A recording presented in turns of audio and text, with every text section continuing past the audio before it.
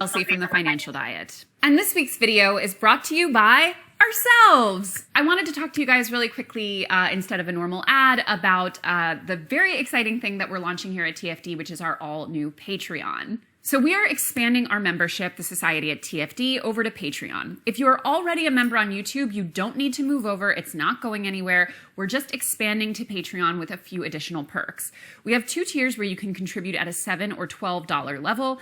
You'll get ad-free bonus content, office hours with me, access to our book club, our community on Discord where you can chat about money and other things, plus everything you see listed here. It's important for us as a company to be a self-sustaining machine so that we can continue to cover the topics that are important to us and speak candidly about the things that matter, and supporting us on Patreon is one way to help us do that. You're not just supporting us, you're also getting tons of awesome perks as well, so click the link in our description to join us on Patreon. And today I wanted to talk about ways in which I used to be sabotaging myself without even realizing it. Now, for those who don't know, I will link to my video on the subject in the description, but I am in the process of publishing a novel, which will come out in June, that I'm really, really excited about it. You can learn all about it at the video in the description, as well as the book's website, which I will also link to. And I wrote and am publishing that book all while, for example, running a 7-figure media company as the CEO, aka The Financial Diet, having flourishing personal relationships, engaging in all the hobbies that are important to me, including becoming a bike person, which was a huge achievement, and having plenty of time left over to do things like watch endless hours of Love is Blind. Although I must admit that watching Zach sing this season has shaved years off of my life. Every time someone on Love is Blind breaks out a musical instrument, like I can feel thousands of cells in my body decay.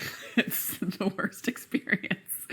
But anyway, I don't say all of that to sound unusually self-aggrandizing, although I am. I mostly say it to say that I feel confident that at this point in my life, I have achieved a level of balance and productivity that really was not available to me even just a few years ago. And that's both in terms of the actual work that I'm doing, but also in terms of how I view myself and the relationships in my life, and the ways in which, as I say in the title, I was kind of undermining and sabotaging myself. So I wanted to talk about those specific ways and what I do differently now, not because the things you want to achieve or the type of person that you want to be is identical to my life, but because I think that these bad habits are things that many of us struggle with and could probably benefit from taking a second look at. And for me, these previous habits and the changes I've implemented, and huge shout out to therapy, which we'll talk about all through this video, which was really crucial in kind of making some of these changes, fall into 2 key categories. 1 is confusing process for outcome, and 2 is discerning what and who is actually important. We just finished up a 3-week series here on TFD all about the insidious ways that social media can infect our self-perception and our lives, which we will also link to in the description. But it's worth noting that social media does play a huge part in a lot of these previous bad habits. And although I still use social media today, I do feel that I have a much healthier relationship to it, and it's not affecting me in the same negative ways that it used to be. Not that all of these problems are totally modern, but let's just say having a 24/7 judgment and comparison machine available in your pocket whenever you want to look at it certainly doesn't help. So without further ado, here are the 5 little ways that I used to sabotage myself without realizing it. Number 1, to my previous point, is judging myself on the process rather than the outcome. I recently made a TikTok about a phenomenon that I have become quite critical of over the years, which is our cultural attachment to the idea of waking up early in the morning as some sort of inherent marker of value or worth or seriousness. Not only is our society in general quite oriented around morning people, we also tend to take it to extremes. I mean, for example, when I was in high school, my school started, like your ass was in the seat learning at 7:17 in the morning. That's when the bell rang. That should be illegal. Like, I graduated high school with a 2.5 GPA, maybe even less now that I'm thinking of it. And I think part of that was because I was literally asleep for half of it. Like, I would frequently just fall asleep in class. Like, that is not normal. And I do have delayed sleep phase in the sense that I do tend to go to sleep naturally quite a bit later than some and wake up naturally later than others. My ideal scenario, if I never had to work or participate in our morning person oriented society, would be falling asleep somewhere between midnight and 1 a.m. and waking up somewhere between 9 and 10 a.m. I generally tend to now err toward about midnight to about 8 to 8:30. again, mostly for work reasons. And that is a change that has both felt sustainable and also allowed me to do things that are important. And I do want to be clear that some people simply do not have the choice to sleep on the schedule that is optimal for them. And also, some people just prefer to wake up really early and go to bed really early. Both of those things are great.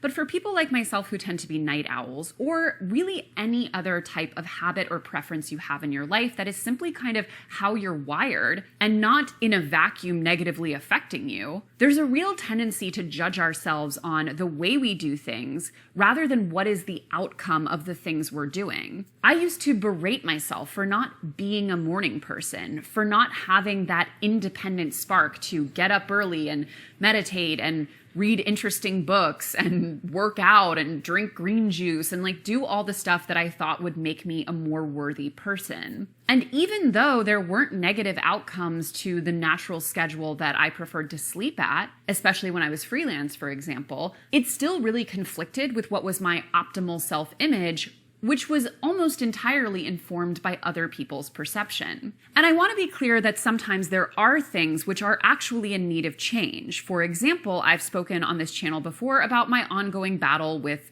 being addicted to sugar to some extent. And there are times in which my relationship to consuming sugar is genuinely problematic. I don't feel good. It can affect my sleep. I find myself more lethargic. My overall eating habits will take a nosedive. So when I look at the outcomes as it pertains to the sugar question, there are clear reasons to interrogate and modify. But being naturally a night owl is simply not one of those things. And to tell the difference now, a few questions that I ask myself are, does my insecurity in this area come from how I feel or from how other people might feel about it?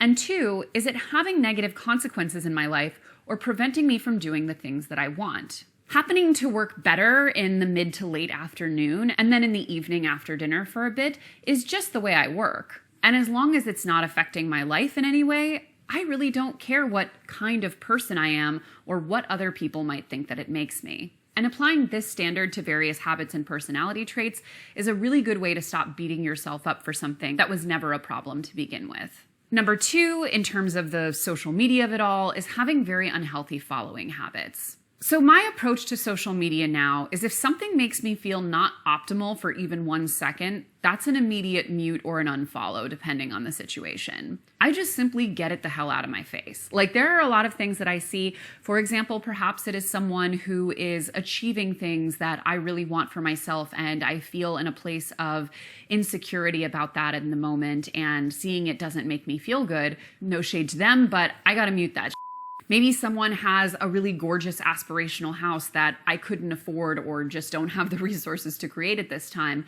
That's going to be an unfollow. And it took me a while to realize this, but now I have understood that outside of people that I genuinely am close to and want to keep in my life, almost every other follow on social media should be run through a pretty strict cost-benefit analysis. For example, in work, sometimes we have to follow people for professional networking reasons, whether on regular social media sites or on LinkedIn or what have you. And there sometimes can be tangible benefits to forming and fostering those connections. For example, right now we're in the pre-order period for my novel, and a huge part of that is reaching out to various influencers and book talkers and media and journalists to send them a copy of the book and hopefully get them to love it and talk about it. And if these are people that I already have a connection with, usually via social media, where we've kind of been mutually supportive and in each other's digital periphery, there is a real benefit to that. I won't lie. And so when thinking of the cost-benefit analysis of having this person on my feed, that's something that is really weighing in its favor. And vice versa for when they're reaching out to me about their projects. But the number of people for whom fostering a connection via social media outside of your actual personal life holds real tangible value for you and is worth keeping in your orbit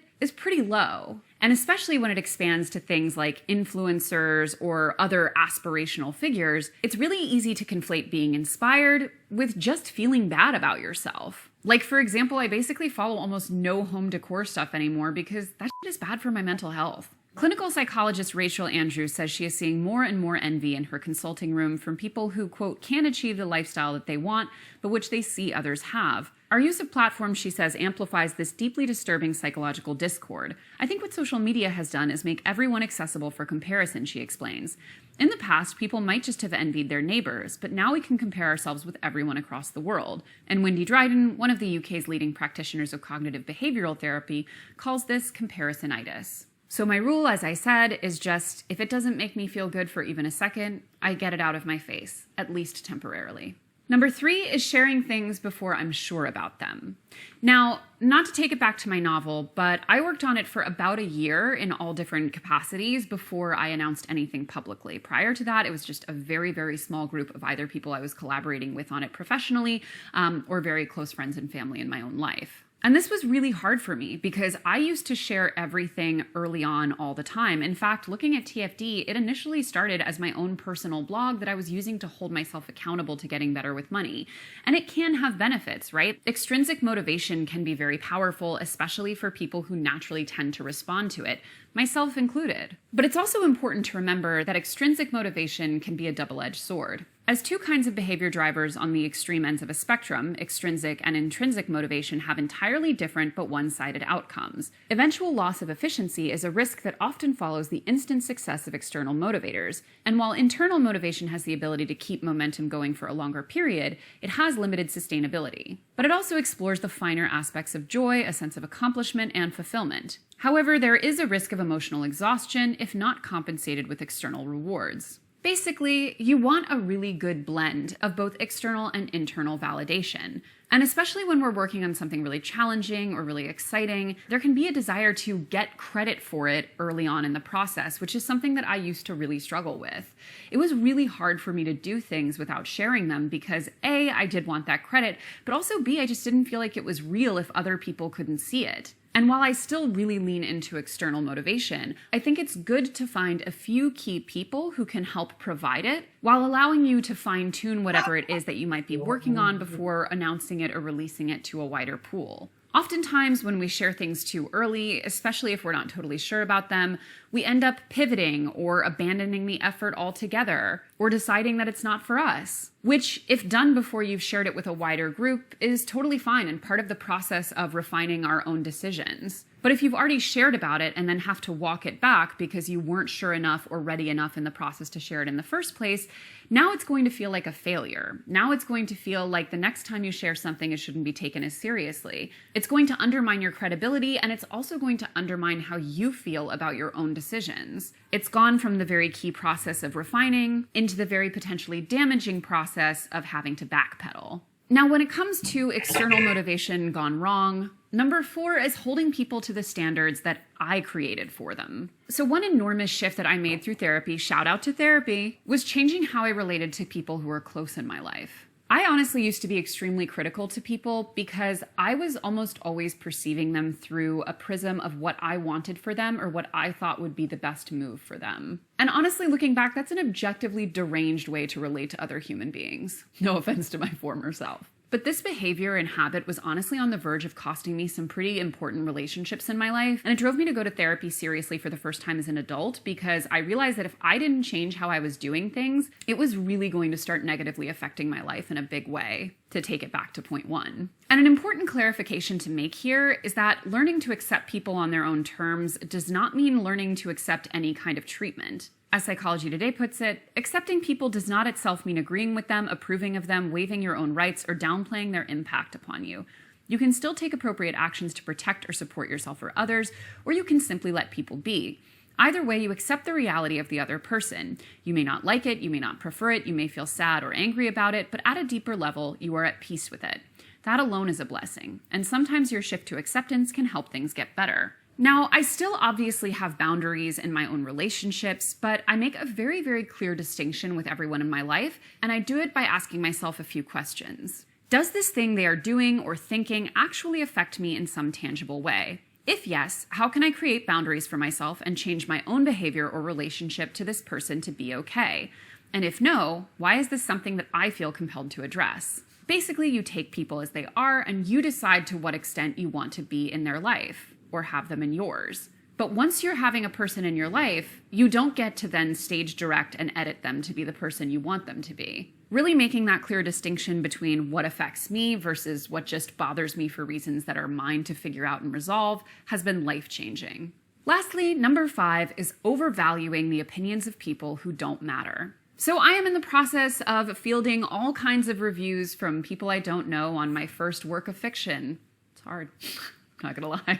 It's hard not to take it all very personally and live or die by each person's response. But ultimately, while this is a particularly trying gauntlet, in general, I have made enormous strides in my life when it comes to discerning whose opinions are actually worth taking into account. Because I used to be extremely affected by basically everyone's opinion. And aside from just being generally toxic to mental health and well-being, it also in many ways prevents us from doing and creating and building and enjoying the things that are most important to us in life. We would basically never have the confidence to go out and do something worth doing if we were constantly undermining ourselves by the opinions of everyone we've ever encountered, or even anonymous people on the internet, which, back to the social media point, can be essentially limitless now. We're constantly exposed to everyone's opinions and feedback and responses in a way that is just not natural for the human brain. And ultimately, while you can fall too far to the "I don't care what other people think" end of the spectrum, which is often typified by assholes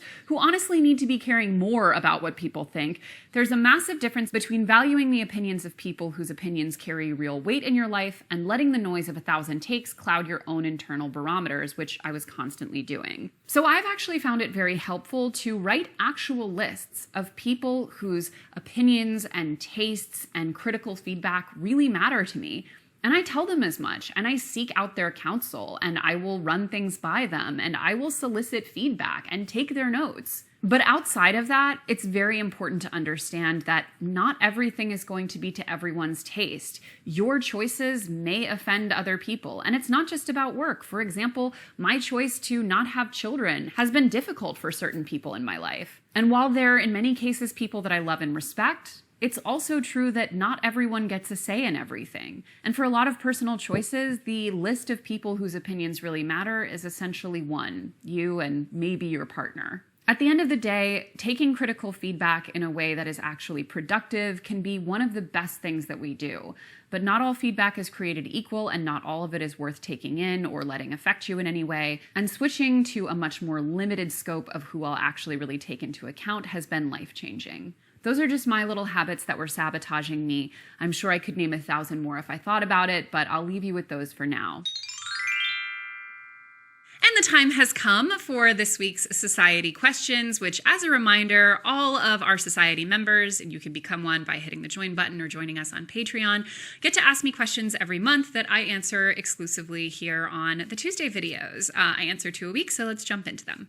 The first one says, currently I have a sole proprietorship that I'd like to turn into an LLC. The problem, maybe not really, is that I'm also planning on starting another business within the year, and both businesses work in media or communications, but with different target audiences. I'm debating if I should combine them despite the audiences being so different. One targets nonprofits, the other targets self-published authors.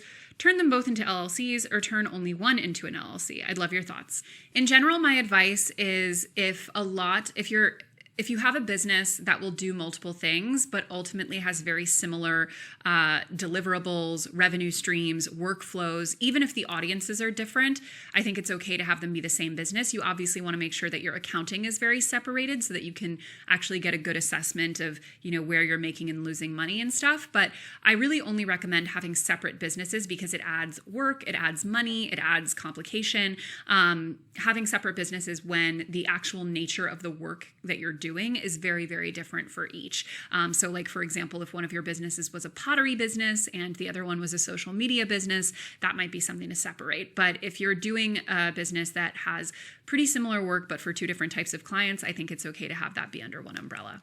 Second question is, what has helped you discover your personal style? I'm struggling with mine because it's changed a lot, especially since I, like you, have changed socioeconomic statuses from my childhood and parents, and I find myself struggling with presentation. I love your style, but I also love a more casual, bright, print-heavy look. Thanks.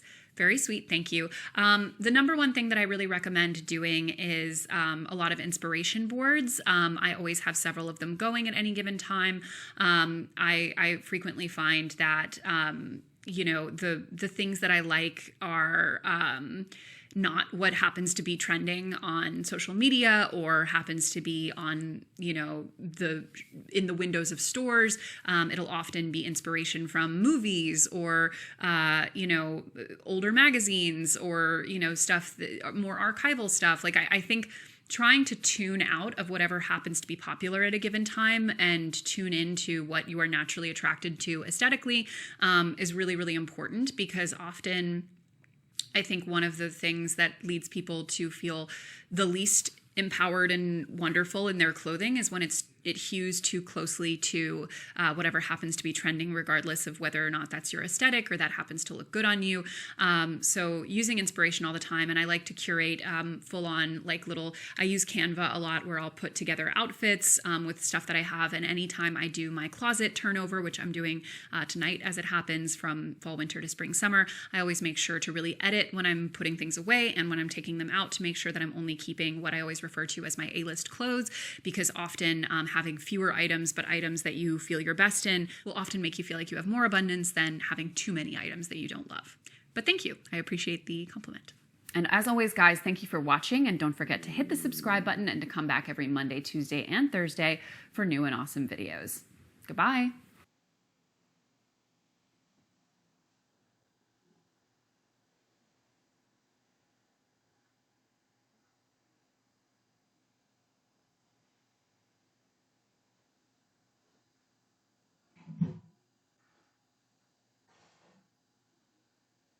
Hey guys, it's Chelsea from The Financial Diet. And thanks to Avast for sponsoring today's video. Trusted by over 435 million users, Avast prevents